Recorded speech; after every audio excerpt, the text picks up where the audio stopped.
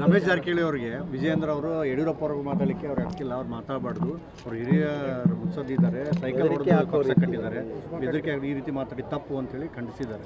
ರಮೇಶ್ ಜಾರಕಿಹೊಳಿ ಅವರು 17 ಜನ B J ಪಿಗೆ ಬರದೇ ಇದ್ದರೆ ಯಡಿಯೂರಪ್ಪನವ್ರು ಮುಖ್ಯಮಂತ್ರಿ ಆಗ್ತಾಯಿದ್ರ?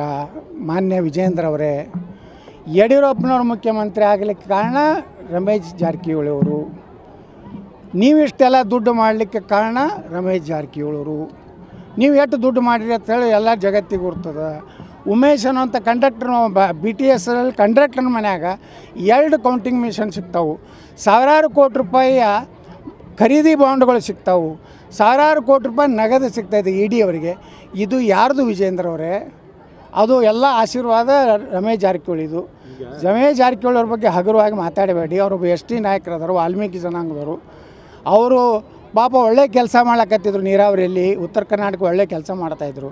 ಪಾಪ ಅವ್ರನ್ನ ಬಲಿ ಕೊಟ್ಟವ್ರು ಯಾರು? ವಿಜೇಂದ್ರ. ನಿಮ್ಮದೇನು ಪಾಲಿದೆ ಅದು ಎಲ್ಲ ಗೊತ್ತಿದೆ. ಇಂಥ ಕೆಲಸ ಬಿಡಿ. ಪಕ್ಷ ಎಲ್ಲರೂ ನೋಡಿರಿ, ಎಷ್ಟೋ ಕಾರ್ಯಕರ್ತರು ಪಾಪ ಸೈಕಲ್ಲು ಹೊಡೆದಲ್ಲ, ನಡ್ಕೋತ ಅಡ್ಡಾಡಿ ಉಪವಾಸ ಬಿದ್ದು ಒಂದೊಂದು ಹಳ್ಳಿ ಒಳಗೆ BJP ಕಾರ್ಯಕರ್ತರು ಹೋದ್ರೆ ನೀರು ಕೊಟ್ಟಿಲ್ಲ. ಅಷ್ಟೆಲ್ಲ ಹೋರಾಟ ಮಾಡಿದ್ದರಿಂದ ಪಕ್ಷ. ಜಗನ್ನಾಥರಾವ್ ಜೋಶಿ ಅವರು, ಅದೇ ರೀತಿ ನಮ್ಮ ಬಸವರಾಜ ಪಾಟೀಲ್ ಶ್ರೀರಾಮ್ ಅವರು, ಅನಂತಕುಮಾರ್ ಅವರು. ಮೇನ್ ಅನಂತಕುಮಾರ್ ಅವ್ರ ಶಕ್ತಿ ಇತ್ತಂತೇಳಿ ಒಂದು ಪ್ಲ್ಯಾಂಡ್ BJP ಕರ್ನಾಟಕದಲ್ಲಿ ಗಟ್ಟಿಯಾಗಿ ನಿಲ್ಲಕ್ಕಾಯ್ತು. ಅನಂತಕುಮಾರ್ ನಾವು ಸ್ಮರಣೆ ಮಾಡ್ಕೋಬೇಕು, ಜಗನ್ನಾಥರಾವ್ ಜೋಶಿಯವ್ರನ್ನ ಸ್ಮರಣೆ ಮಾಡ್ಕೋಬೇಕು.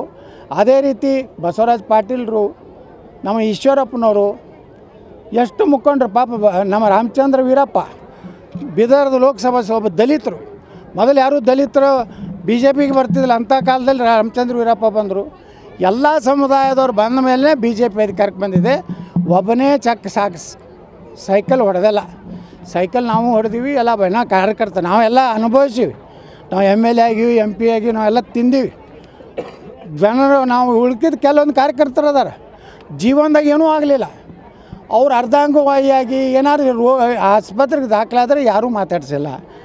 ಅವ್ರು ಇಷ್ಟ ಕೆಟ್ಟ ಕಡೆಗೆ ಕಣ್ಣೀರು ಹಾಕಿ ಸತ್ತಾರೆ. ಹಂಗಂದ್ರೆ ನಾ BJPಗೆ ಇಟ್ಟು ದುಡ್ದಪ್ಪ, ಕನಿಷ್ಠ ನನ್ನ ಮನೆಗೆ ಬಂದು ಸಾಂತ್ವನೂ ಹೇಳಿಲ್ಲಲ್ಲ ಕೆಲವೊಂದು ನಾಯಕರು ಅನ್ನೋದು ನೋವಿದೆ.